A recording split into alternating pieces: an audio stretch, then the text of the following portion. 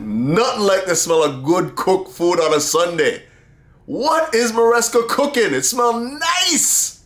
Chelsea travel to the Molineux and emerge 6-2 winners. Let's get into it. And blue is the colour. Essien! Drogba! Lampard! That could be the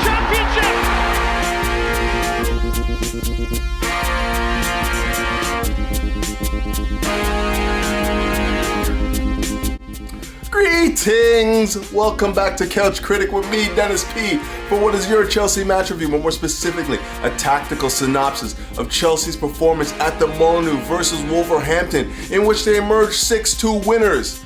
Now, before we get any further, I need you to do me a favor. If you enjoyed that performance from Chelsea today, hit that like button, hit the subscribe button, hit the bell notification button. As you already know, we are trying to grow this channel, and the only way we can do that is with your help by hitting that like button. It'll help us immensely. But without further ado, let's get into the video. Guys, early doors, but something is definitely cooking. Cobham, something is definitely cooking. This side looks completely transformed in such a short span of time under Enzo Maresca.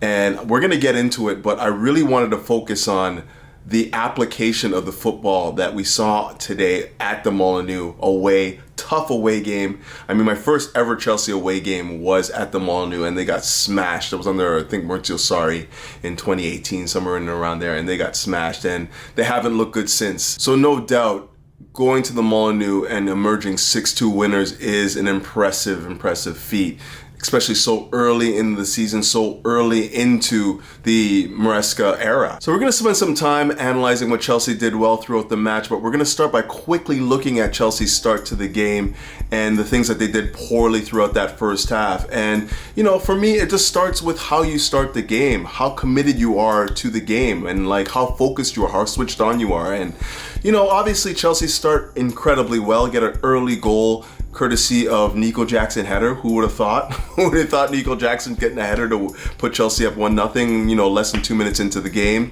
But that's exactly what happened. And from that moment on, you think that Chelsea are in the ascendancy. They're playing well. You know, they're finding areas to exploit, specifically in the wide areas and whatnot, which is what I wanted to see them do. I wanted them to play with two dedicated wingers this game and just go at those Wolverhampton fullbacks, and we did a great job of that in the very early goings of this game. But, you know, there were some performances that, you know, I mean, just left something to be desired. And as the game wore on, as we grew into the match, as Wolves grew into the match, we started seeing some really obvious errors in the midfield and in our defense that are just unacceptable, especially after going up 1-0 so early into the game and having a strong arm on the game. And, you know, it's just sloppiness. Really what it comes down to is this Chelsea not being, you know, switched on and not being really focused in every touch of the game. And for me, in the first half in particular, I really felt like the combination of Enzo and Caicedo were just not good enough for Chelsea, and just had way too many mistakes. You know, not really meeting the energy of the game, not really being committed enough to really impact it in the areas where you expect them to. I mean, time and time again, I mean, Caicedo, he's not really started the season well. Let's just be real here. He's given away the ball time and time again, you know, just not being focused in his possessions. Too often in this first half, I thought that Chelsea's midfield were just caught flat-footed, whether it be Gusto, Caicedo, or Enzo.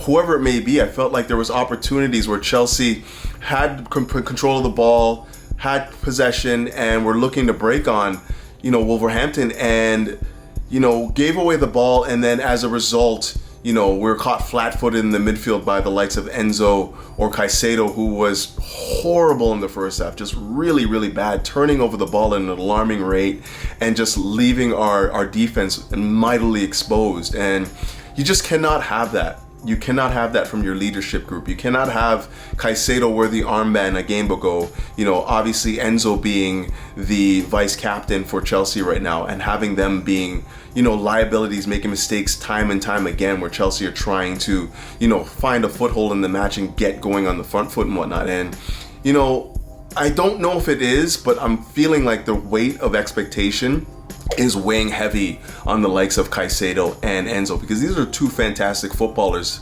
who went for an extremely high transfer fee. And sometimes, you know, the weight of expectation is great and you're just not able to handle it. So I'm feeling like that might be the case here with Enzo and Caicedo, where they are struggling to meet the demands of the price tag and whatnot. In a game like this, where Wolves obviously are very aggressive in their pressing and whatnot, and Chelsea are very, very good at breaking the press, you expect the guys like Caicedo and Enzo to just meet the energy of the game and just be dictating it from minute 1 to minute 90. And it was only until well into that first half where I felt like Chelsea were able to get some semblance of control of the game, and it just happened way too late. Like, I expect Enzo and Caicedo in particular to have the ability to control matches. Now, don't get it twisted, there was some very, very good football from Chelsea in that first half, in particular in breaking the Wolves' very aggressive press. We identified two systems to break it, one with a back five, where you had Gusto inverting, joining Caicedo in the middle, and then having Cucurella, you know, Colwell and Fofana basically flanked right across the back line and whatnot. And that was basically to entice the Wolverhampton players to be attracted to the ball, where, you know, we had a numerical advantage in the middle with Caicedo getting on the ball. Or if they went out to, you know, Cucurella, we had a 2v1 situation out wide. But the most effective system for me was where Chelsea dropped Enzo into the midfield to join with Caicedo, and Chelsea basically played with a back four with Cucurella and Gusto hugging the touchlines and whatnot. And that particular system invited more of Wolverhampton's midfielders to, you know, basically press up high the pitch. And then Chelsea were very, very good at identifying those situations and playing direct balls right into the likes of Jackson, for instance, who was coming a little bit deeper, and were able to break from there. But the key to all of this was Chelsea's ability to identify how Gomez from Wolverhampton was going to be pressing Chelsea.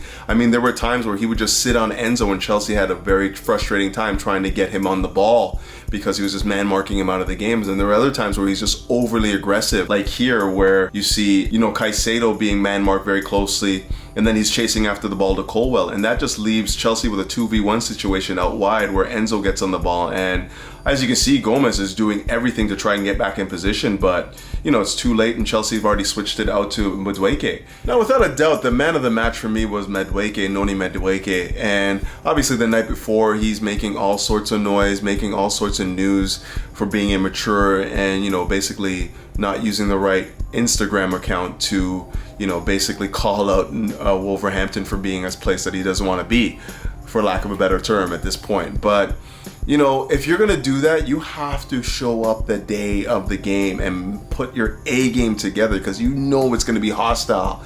And to his credit, he did. He did. But with that said, Aït-Nouri was just horrible this entire match. This entire match, he gave Madueke way too much space and just could not deal with him. Like, simple things, like look at the separation that Madueke gets here on just like a simple shimmy.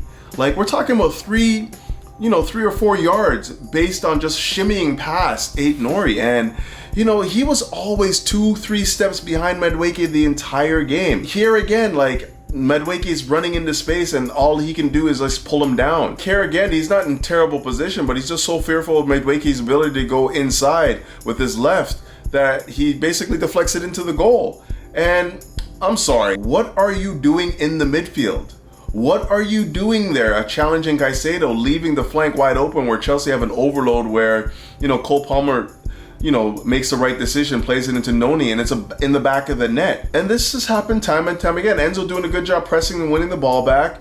Where is Aït-Nouri? Why are you not in position? Look at Madueke's space here. And of course, Cole Palmer does the right thing again, and it's like carbon copy repeat.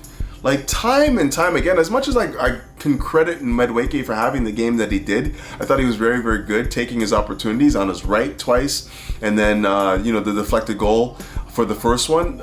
You cannot have that sort of defending in the Premier League and expect to be successful. So as much as Madueke was my man of the match, I think he was aided immensely by the performance of Aït-Nouri today. Now, it's very, very rare you're going to see me come on here after a match where Chelsea win emphatically 6-2, where I'm going to be here complaining about the standard of refereeing in England. And I'm sorry, but this is such a case. Like, I know Chelsea dominated in the second half and they had all sorts of ball possession, and, you know, there was no real match after Noni Madueke made it 4-2, but ultimately, the standard of refereeing in England, and this Darren England guy, oddly enough, was just so poor. I mean, time and time again. Like, look here. Obviously, Ait Nouri's on a yellow. And that to me is a yellow card offense. That's double yellow. He's sent off there. He's not given anything there. You have here where Nico Jackson's being tugged from behind, no call. You have another instance here where the ball is played into Noni. He's being tugged from behind by Ait Nouri again, no call. That would have been double yellow as well. And then I would be okay with it if this wasn't called as a foul here. What is happening here for the referee to call foul here, and the last two instances that I show you not be given as a foul as well? I mean, it's just insane. But the most egregious of all of these was the one that led to the first goal by Wolverhampton. And I'm sorry, this is a stone cold foul on Caicedo that was not given, and this referee is standing right in front of it, and it's so poor. Like, look at this here. Like, Bellegarde goes right through Caicedo, the referee standing right there and does not give it. I mean, the telltale there is the ball is just sitting there. It hasn't moved. He has not won the ball. He's gone through the player and not touched the ball. The ball is sitting there dead. Absolutely dead. And granted, there's a lot of things that have to happen here before the ball hit the back of the net, namely Gusto's lack of awareness and not tracking runners and whatnot. Like, clearly here, this is just poor. Like, watch Gusto here, obviously playing at the right back position. His runner's gone on a gallop here. It's Kuna.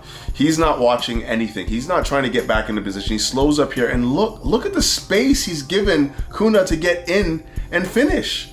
I mean, that's just poor. Like, this is poor recognition and just poor awareness. And we just cannot have that. But in the build-up to that goal, there was a clear foul on Caicedo that is just not being awarded here. And, you know, I'm just sick and tired of the standard of refereeing in England, which is supposed to be the best league in the world, being so poor. But listen, the key to this entire game is truly the fact that Enzo Maresca was able to light a fire under this team in the second half and galvanize them, like come out of the second half with more fire. You know, likes of Caicedo, the likes of Enzo coming out in the second half and playing like they're top players. Like, that was the difference in the game today. Like, Caicedo and Enzo coming out in the second half, like playing like they are who they are, the guys that we paid 100 million for. And, you know, however he was able to orchestrate that, however he was able to instill that into them, that these guys are top players and they need to play like it, was exactly what the doctor ordered. Now Chelsea have the ability to use this game as a building block. This is the level that we have to be playing at game after game after game from minute 1 to minute 90. You cannot come out of a game, you know, any game in the Premier League in particular, and come out and not give 110%, being 100% focused, switched on, and, you know, just committed to the fight. You know, that was the difference for me. And truly, if we get this going forward, you know, obviously with the likes of Lavia coming back in, missing today due to injury, but he comes back in and he plays anything close to he does at Man City. And then you have the performances of Enzo and Caicedo in that midfield. The likes of Neto being able to stitch it all together, like the runs that he made to get into the final third, the recognition to find Felix for the goal.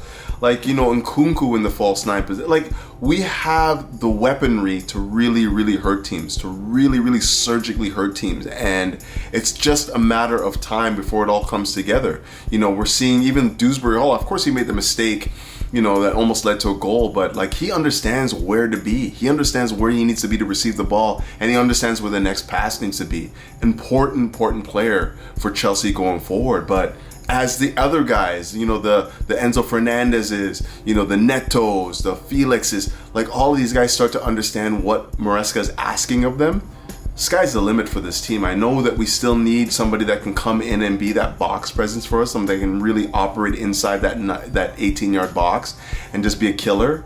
But truly, the role of the false nine today was very much evident, and I think that's something that Chelsea can use going forward and build on to see more success, because, you know, the likes of Nkunku, Felix, you know, Cole Palmer, all of these guys that can drop in, you know, and stitch together passing moves and then get on the end of things is devastating. And if you look at what Leicester did last year, obviously in the championship with the likes of Vardy and Patson Daka, like these guys dropping, they weren't necessarily like target men. They were guys that were dropping in, sucking in like that back line, and then finding ways to get guys in behind. And I really think that if Chelsea were able to really understand how the system works effectively, could be a devastating season for this team. But I think I'm going to wrap it up there. Chelsea, 6-2 winners at the Molineux. Wow! Nobody in their right mind would have called that. Nobody. Especially with our record at the Molineux the last like 2, 3, 4 years. I mean, my first away game, as I said earlier, was at the Molineux. And Chelsea under Maurizio Sarri got just smacked royally, you know. And, you know, obviously this game, Chelsea in the first half were nothing close to a side that was going to come there and get points. You know, and we turned it around in the second half. How often, you know, under, you know, Maurizio Pochettino, did Chelsea come out of the second half and just look like a team that just did not know what they were doing?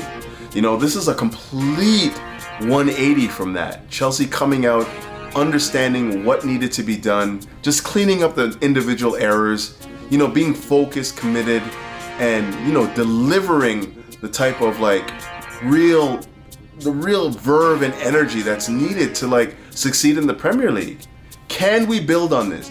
Can we use this and show a consistent level of, you know, performance that is, you know, conducive to winning in the Premier League? Can we show the fight and commitment? Can we get the leadership on the pitch? These are the questions that still need to be answered because it's only the Wolves, and, you know, there's going to be tougher, you know, tests ahead, but, you know, 6-2 is nothing to be sniffing at. That's a serious win.